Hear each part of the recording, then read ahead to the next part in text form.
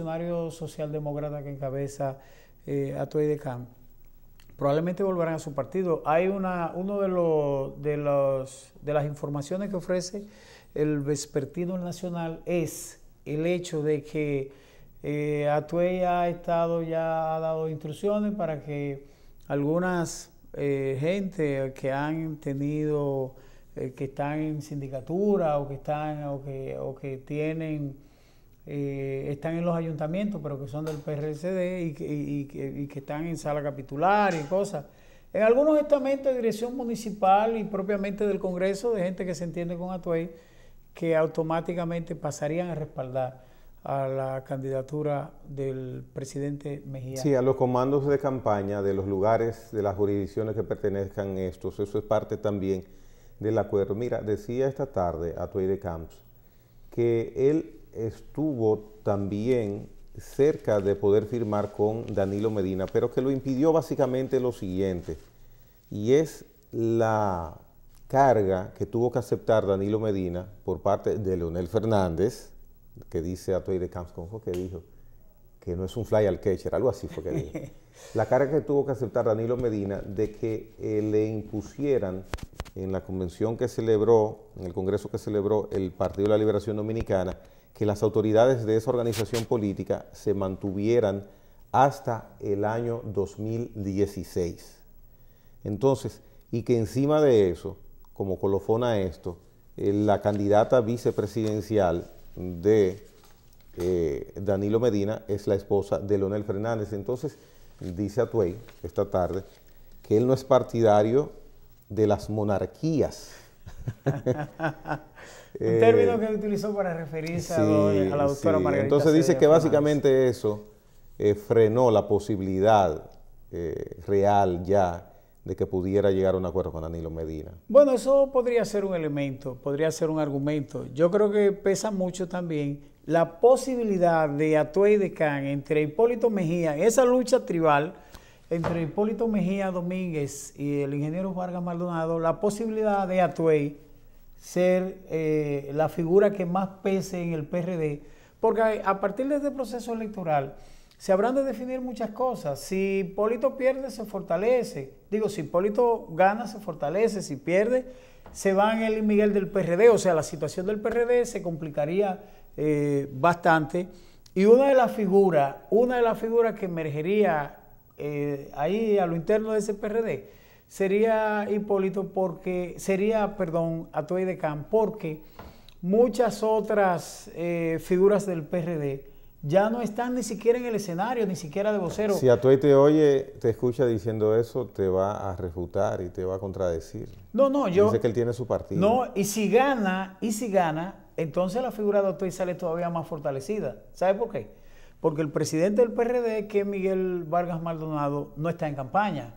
Y quien ha buscado a Atuey, incluso para allanar el camino de que Miguel pueda tener una calzada y una alfombra, es Atuey de Camp. ¿Quién lo hace? Hipólito Mejía. Pero Atuey está en que Miguel se integre. ¿Él está en eso? Bueno, eso estaría... Pienso que lo primordial para Atuey ahora es tratar de que Hipólito Mejía Atuey gane. es un político de los pies a la cabeza. Sí, pero él no se va a ir a no querer ganar. Y fíjate que quien estuvo casi a punto de liquidar políticamente y que lo echó del PRD fue precisamente con el que él está haciendo el acuerdo ahora. Cuando en política eso es la may del play. No, precisamente por eso. De todas maneras, yo creo que gana Hipólito, gana el Partido Revolucionario Dominicano y gana Atuey de Camp. Gana Atuey porque se siente timoneando un barco que él ayudó a construir y a mantener. Vamos a ver si se puede, y siempre voy a recordarle la expresión aquella del doctor Balaguer.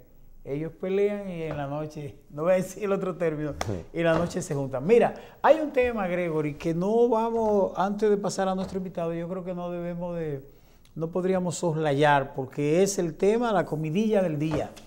La salida de los amigos periodistas Julio Martínez Pozo, Eury Cabral, José La Luz, Víctor Gómez Casanova y Melton Pineda, el gobierno de la mañana de la Z.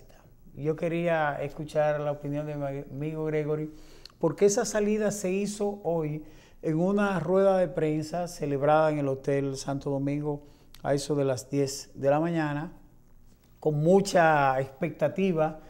La primera plana de hoy del periódico Listín Diario fue el periódico que dio Mira, a propósito del Listín, me está llamando mucho la atención la actuación periodística del Listín de las últimas semanas.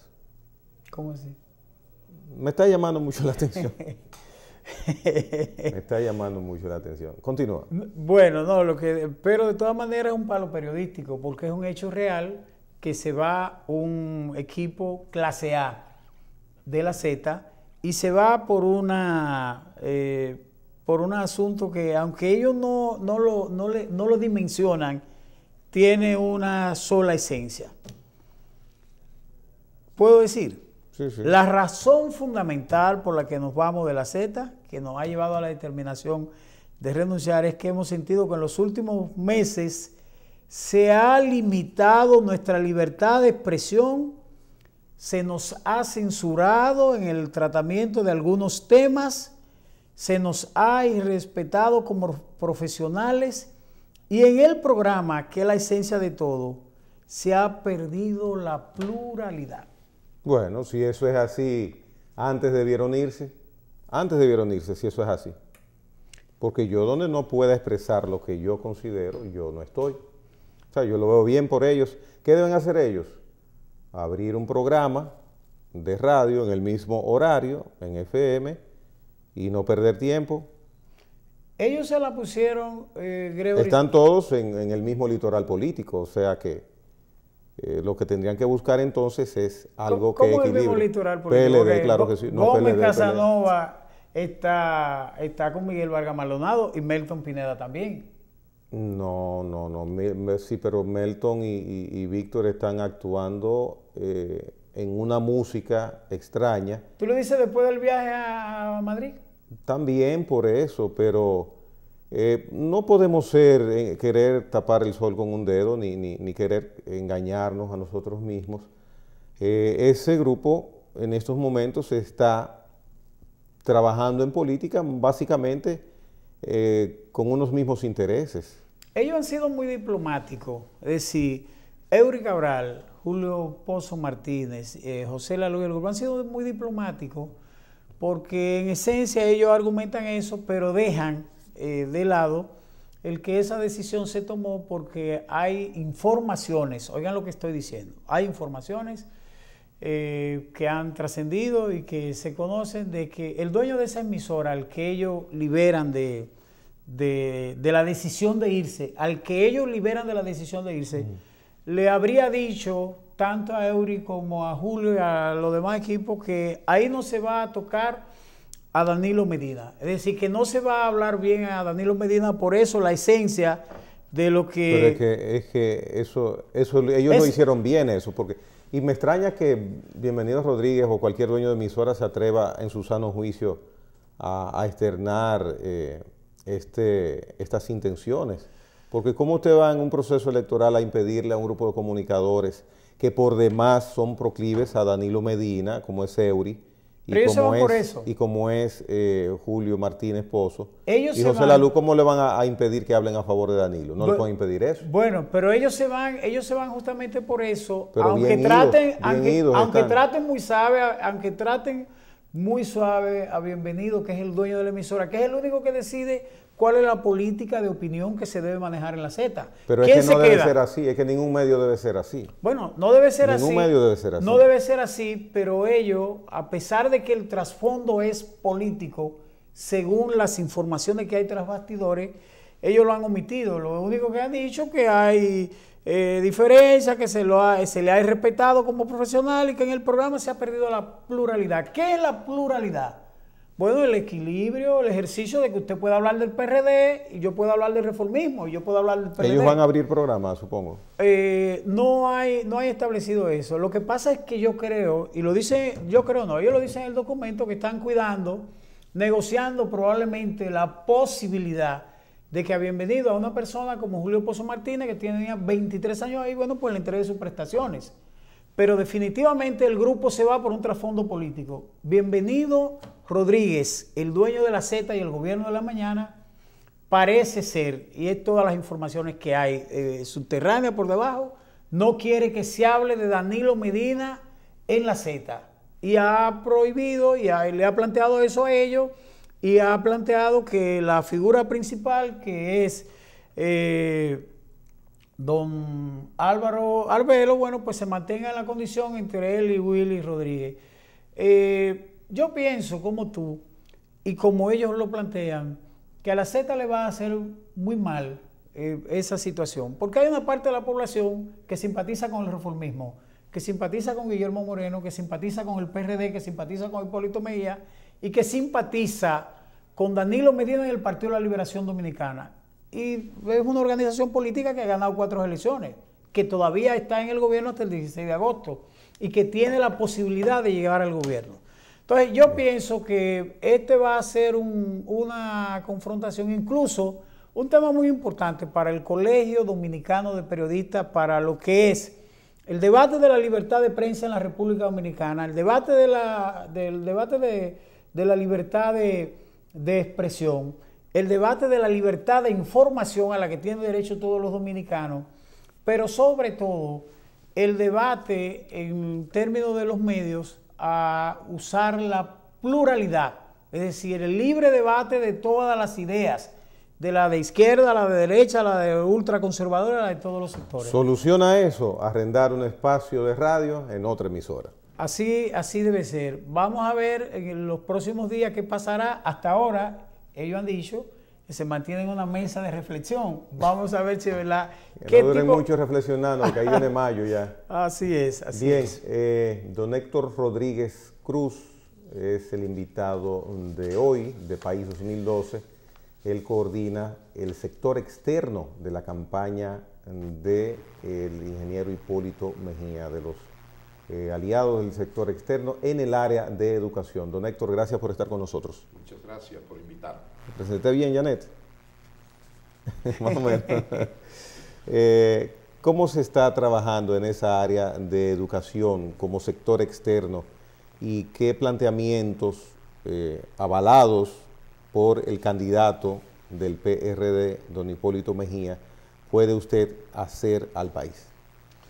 Mire, lo primero que ha hecho el ingeniero Hipólito Mejía es convertir el tema de la educación, lo dijo en el INTEC, en el tema más importante del país.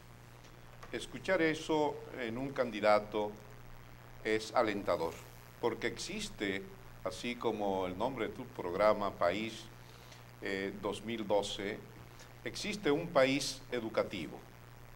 Doy algunas cifras. El 34.8% del empleo público pertenece al sector educativo.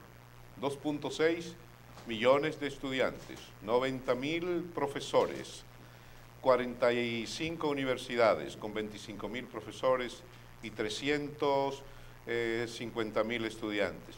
Los padres de todos los estudiantes. Quiero decirles que el país educativo tiene un poder social extraordinario, quizás el que más, y en segundo lugar, un poder político, viendo la política como una actividad democrática, como el ejercicio de derechos y deberes y la participación en la toma de decisiones. Aquel candidato que privilegie, respete y financie desde la óptica democrática la educación, se puede decir que los votos educativos, por su asepsia, son eminentemente determinantes para un triunfo electoral, entendiendo un triunfo electoral como la validación de una plataforma democrática que representa bienestar y oportunidades. Entonces, ya dije la primera parte. La segunda parte que está haciendo el sector externo es poniendo el tema educativo en el corazón de las comunidades. Estamos extrañados cuando nosotros estamos visitando todo el país.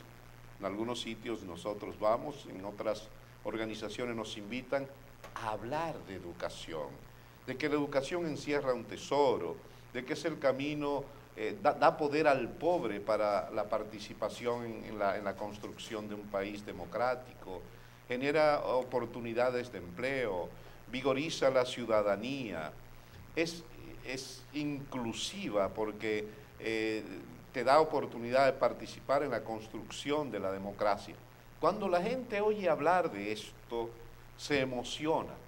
Hemos ido a varias regiones del país, tenemos el sábado Villa Altagracia y Arroyo Frío, y las mujeres que aparentemente no son políticas, pero que tienen un corazón salvífico, es decir, las mujeres siempre están a favor de salvar las causas nobles. Se le habla del poder social y del poder político de la educación. Eso es lo primero que está haciendo el sector externo, despertando el valor y el derecho a mejorar la educación desde la sociedad civil. Y obviamente no puede haber la salvación de la educación si no hay un proyecto político. Y el proyecto político, me imagino que tú querrás que yo te dé espacio para hacerme una pregunta. Aquí hay dos opciones, los dos grandes partidos. Uno, que tiene un discurso y unos hechos que son sinónimos de renuncia a la salvación de la educación. Digo discurso y hechos porque, por ejemplo, el 4%.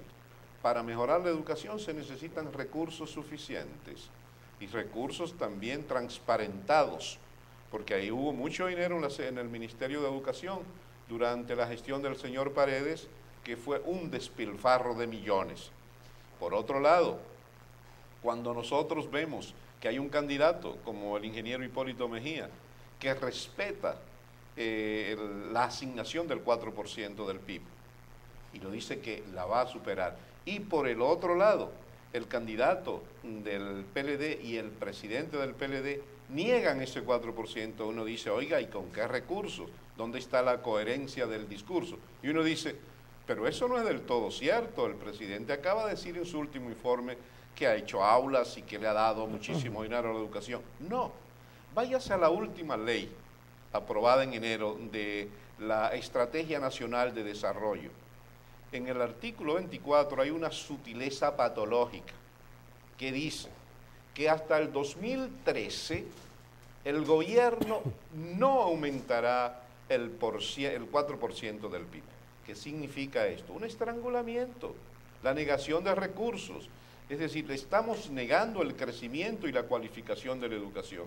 Entonces, nosotros estamos compartiendo con las comunidades el discurso educativo, el programa educativo del ingeniero Hipólito Mejía, y esto está despertando mucho interés, porque nuestro propósito es no solamente conseguir el voto educativo del país educativo, conseguir la adhesión del país educativo y de la sociedad civil para mejorar la educación, que es la única y la principal vía para desarrollar este país. No es el turismo, no es la construcción, todos esos sectores necesitan una educación de calidad. Don Héctor, mire, yo comparto prácticamente el planteamiento que usted acaba de hacer en su totalidad. Ahora bien, el Partido Revolucionario Dominicano, el ingeniero Hipólito Mejía como candidato, aún no presenta su programa de gobierno. Entonces, eso que usted plantea, ¿es un deseo, una intención, un planteamiento del sector externo? ¿O cómo yo me aseguro como votante que eso va a ser un compromiso de Hipólito Mejía? Mire, aunque hay un ordenamiento jerárquico para presentar el plan de gobierno, en donde habrá detalles técnicos, organizativos, Hipólito Mejía tiene un discurso, el mismo discurso que tuvo en el 2002, en el 2000-2004. Ahí hay unos hechos, 3.500 estancias comunitarias, programa de desayuno escolar, programa de formación de profesores, de construcción de liceos, de donación de laboratorios. Esos hechos están ahí. Es decir, la promesa de él es optimizar. Y el discurso reciente acaba de estar en INTEC hace 3 semanas y fue cuestionado por la comunidad académica y ahí esbozó su discurso educativo. Pero, licenciado Héctor Rodríguez, dígame, doctor, porque eso me costó mucho trabajo. Bueno, pero no lo sabía. Pido la disculpa y le digo, doctor, no se preocupe. Disculpe, es una broma, es una broma. Doctor Rodríguez Cruz, Pero usted olvidó un dato importante. Usted olvidó que fue el presidente Hipólito Mejía que sacó parte del presupuesto de educación para traspasarlos a las Fuerzas Armadas en la dirección de la en ese entonces vicepresidenta de la República, Milagros Ortiz Bosch, un tema que fue muy cuestionado, sacó de su presupuesto de educación para pasarlo a las Fuerzas Armadas en un momento en que los soldados de la República Dominicana, que no tenían que ir a buscar nada a Irak, fueron enviados por el presidente Hipólito Mejía a Irak. Eso por un lado. El otro aspecto que quiero y quizá podríamos englobarlo, que independientemente de que se pueda cuestionar a este gobierno por la parte de educación, Leonel Fernández y el Partido de la Liberación Dominicana han sido los que han aportado más en educación. Y usted acaba de decir el asunto de las obras. 8 ciudades universitarias, si no es un récord, es un buen averaje para este país. El proceso de transformación estructural, no hablo de la gerencia, la parte administrativa de la Universidad Autónoma de Santo Domingo, es una parte importante que el gobierno está haciendo. Yo creo que no hay que rendirlo como cuenta porque es una responsabilidad del Estado. Y usted acaba de decir que en la Estrategia Nacional de Desarrollo el gobierno no planteó... Las bancadas del No, pero le voy a decir por qué. Probablemente. El gobierno no podía comprometer el presupuesto de Hipólito Mejía, que tanto él y Danilo Medina se habían comprometido en un encuentro de la sociedad civil y de una parte de los empresarios para partir del 2013. No podía el gobierno de Leonel Fernández comprometerlo como parte de la estrategia nacional cuando Leonel se va el 16 de agosto. Comprometerlo es decir, establecerlo en el presupuesto. Déjeme decirle, él se va el 16 de agosto y está con un presupuesto bien alto proponiendo la carretera Cibao Sur. Es decir, ese argumento que usted dice no es cierto, eso no coincide lógicamente. Pero tanto Hipólito Mejía como Danilo Medina se han comprometido a partir del 2013 en esa estrategia que se plantearon los empresarios y los sectores educativos. Yo estoy de acuerdo con usted en muchos aspectos. Ahora, yo creo que todos debemos de avanzar con eso, porque realmente la República Dominicana ha tenido la mala suerte de que los 3 partidos, o los últimos 2 que han gobernado, el PRD 12 años y el PLD 12 años, le han dado quizá toda la cantidad de recursos que debió motorizar la educación a partir del año de 1990, cuando los empresarios, a través de Educa, son los que originan un gran movimiento. Los empresarios, sectores políticos, sectores nacionales preocupados de la sociedad civil por la situación de la educación, generan un gran movimiento para mejorar un poco la educación dominicana. Mire, le respondo lo que usted me dice. Los militares también son dominicanos con carencias y necesidades. Pero no tenían nada que buscar en Irak. Déjeme decir, es que el presupuesto, la transferencia, déjeme decirle, si usted va al Ministerio de Educación en este momento, o si va en diciembre, se va a dar cuenta que el monto del presupuesto operado es el 77%. Y Hipólito que tuvo la franqueza de decir, de sincerizar la transferencia de fondos. Vaya a todos los ministerios y se da cuenta que algunos se quedan en el 60%. Y esa inversión o esa transferencia no se hizo para financiar el viaje a Irak. Pero se criticó, bueno, claro, acerbamente incluso por la propia titular de educación, de acuerdo, doña Milagros. Pero déjeme responderle otros datos. ¿Usted sabe qué % de la población accede a los estudios universitarios? Menos del 5%. Entonces, todo lo que se haga en ciencia y en tecnología, eso está bien. Sin embargo, lo prioritario es la escuela pública. Y es ahí donde hay un déficit. Y no es cierto que se haya propuesto invertir el 4% a partir del 13% por respeto al gobierno que viene.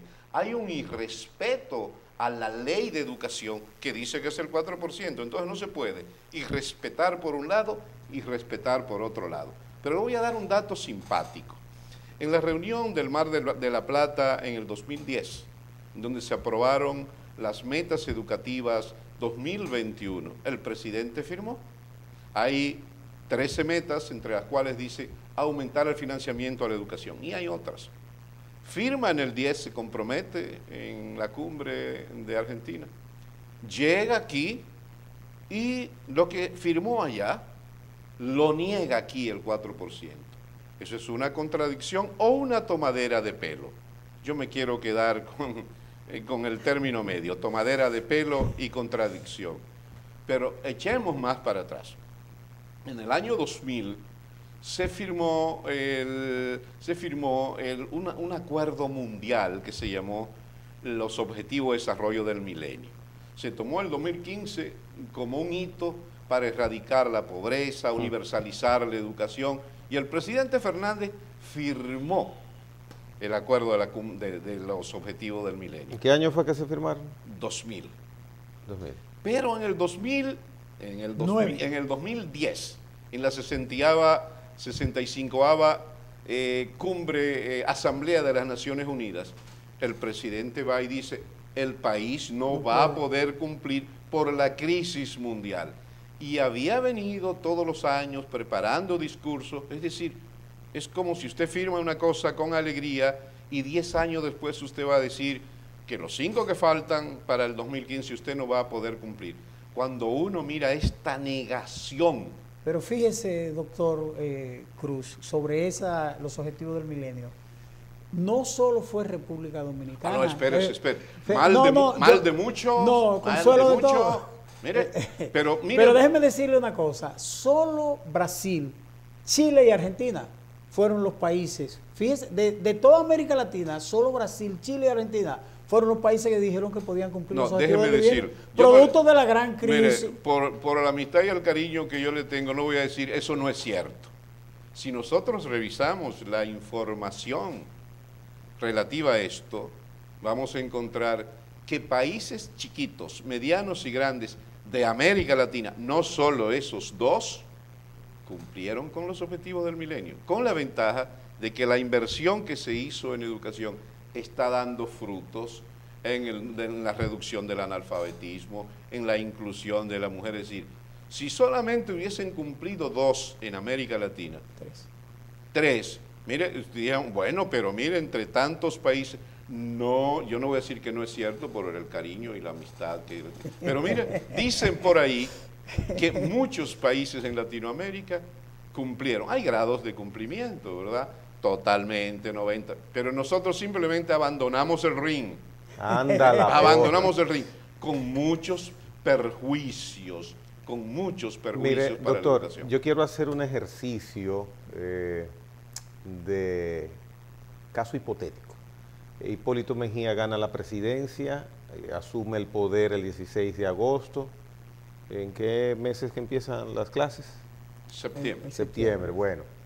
Ese nuevo año escolar, ¿puede Hipólito Mejía en su área de educación imprimirle algún ingrediente nuevo, adicional, que uno diga, pero espérate, esto puede cambiar si arrancó así? ¿Qué sería? Mire, yo asistí a una reunión en donde estaba el ingeniero Hipólito Mejía y él dijo lo siguiente: cuando yo llegue al Palacio, voy a llegar con mis planes de trabajo. Y esos planes existen, no va a improvisar. Tomemos cualquier elemento del sector educativo. Los politécnicos que fueron bajados de categoría. No, pero hábleme de la escuela primaria, doctor. ¿De la escuela primaria? De la escuela primaria. Es que también le voy a decir lo que va a pasar en la escuela primaria. En la escuela primaria hay un descrédito. Nadie cree en los programas, nadie cree en el desayuno escolar, nadie cree en el hospital de los maestros, en el seguro de los maestros. Es decir, porque tenemos que ver la educación como la suma de una serie de subsectores. Por ejemplo, el sector magisterial. ¿Qué está pasando? Desde el primer día que Hipólito Mejía llega al gobierno, va a hablar de mejoramiento de la carrera docente, de un programa de formación de profesores. Y así va a pasar con todos los elementos. Está planificada la construcción de aulas, la reparación de escuelas. Y hay un tema importantísimo. Y qué bueno el llamado de hablar de la educación básica y elemental. Mire, hay un tema conmovedor, un tema mayor de política en este país. Y son las escuelas que fueron dañadas por los sismos. Por el sismo de Haití, en aquel entonces cerca de 200 escuelas fueron dañadas. Y los sismos del 2012, otras tantas. Mire, esto es sumamente serio. Dios no lo quiera, que aquí venga un sismo de más de 5 o de 6.